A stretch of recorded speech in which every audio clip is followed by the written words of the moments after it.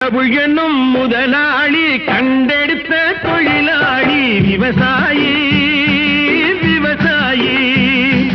கடவுள் என்னும் முதலாளி கண்டெடுத்த தொழிலாளி விவசாயி விவசாயி.